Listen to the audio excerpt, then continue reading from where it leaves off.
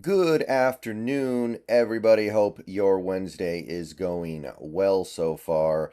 And we are convening here once again to talk about another Seahawks player winning a weekly award.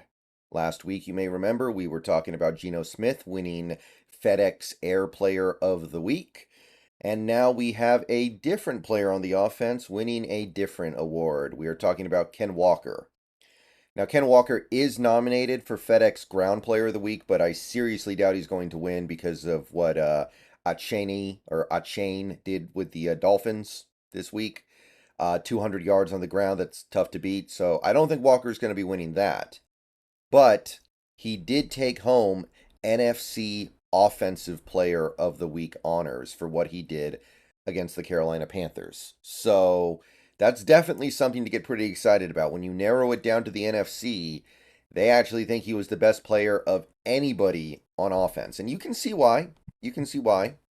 97 rushing yards, 59 receiving yards, 2 rushing touchdowns, most scrimmage yards plus touchdowns by any NFC player in week 3. So, makes sense how we got here, right?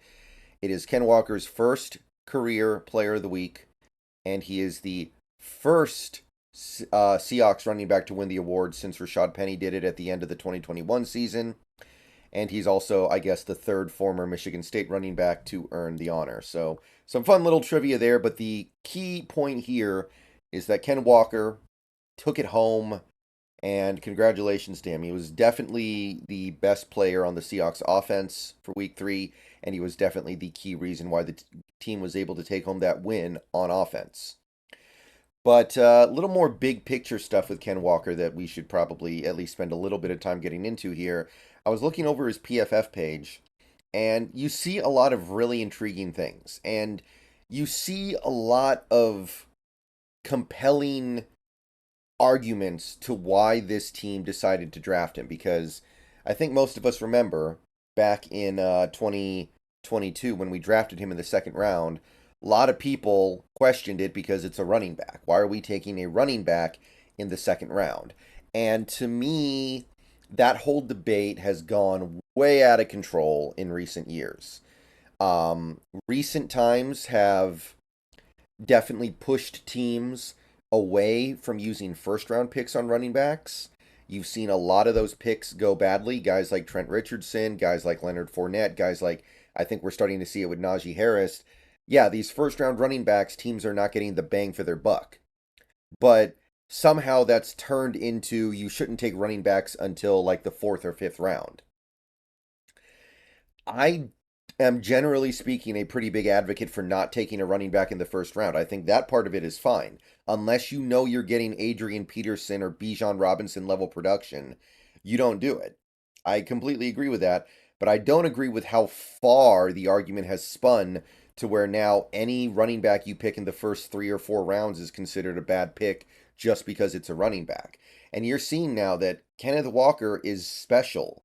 Kenneth Walker is 100% worth a second round pick, and this team is in a much better place because they decided to pick him when they did back in 2022. So, on top of him just generally playing really well, you can see his PFF grade for this most recent week in particular is really high. You can see that his grades overall for the season are quite good. Um, he's doing really good in terms of yards after contact. Actually, it would be well over half of his yards, excuse me. Almost 75% of his rushing yards have come after contact. He's averaging 3.1 yards per carry after contact. He's got 14 missed tackles forced, according to PFF. So every game, he's making 4 to 5 defenders just miss on average. You can see that it's been a consistent flow in every single game. Every few carries, he's making at least one defender look silly, making at least one guy miss.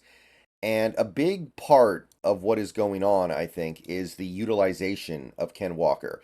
And this is something that really gets me excited. And if you're a Seahawks fan, I think this should get you excited as well because it indicates we're starting to really utilize these players in the way they were meant to be utilized.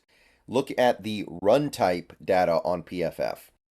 34 of Kenneth Walker's runs have been in a zone-based blocking scheme, and only 10 have been in a gap-based blocking scheme. And remember last year, one of the areas where Ken Walker didn't do so hot, one of the areas where he was kind of struggling would be in those gap-based runs where he's just supposed to plow it up A gap or B gap and just push his way through the defense. That's not really his game. That's what Carroll likes. Carroll likes to do stuff like that. He loves the A gap and B gap runs. That's why he loved Marshawn so much. That's why a lot of people thought back in the day we were going to take Jonathan Taylor because that was his whole game. But it doesn't fit this offensive line. It doesn't fit this running back. So the fact that we have a 34-10 slant in favor of zone runs for K9, that tells me that we're having a very strong understanding here of what he should be doing, and we have a willingness to bend our preferences, because I know it's Carroll's preference to do gap stuff because K9's skill set just plain and simple demands it. So yeah, we're cooking up something pretty special here with K9. He's off to a pretty good start this season. Obviously, this award kind of speaks for itself. He was considered to be the best player in the conference of all players on offense. He had probably his best game ever receiving. He had probably his best, the most impactful catch of his career so far. Not that there have been that many, but he's showing off some ability to catch the ball. So far this year, he's caught every target that's come his way, and he's been a productive receiver. So definitely some promising development there. And we are kind of incubating maybe the best 1-2 punch in Seahawks history in the backfield.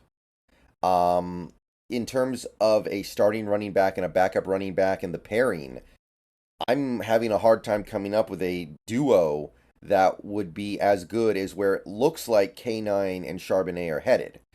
Charbonnet obviously is not really mentioned in this video, but it's definitely fair to say he played very well on Sunday, and he played the best game of his career by far.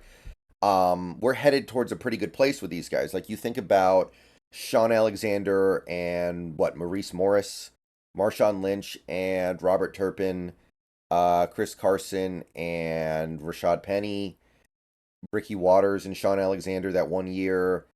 There's really not a heck of a lot that stands out in the way that it looks like Walker and Sharps are going to. These guys complement each other. These guys get along really well, it seems like. And these guys are destructive in a way that I'm not sure any 1-2 punch in Seahawks history has had. And I don't know if they're going to be the best 1-2 punch in the league. You've got what's going on in Atlanta with Bijan and Tyler Algier. Like, that's a pretty impossible to stop 1-2 punch. You've got Mostert and Achane in Miami.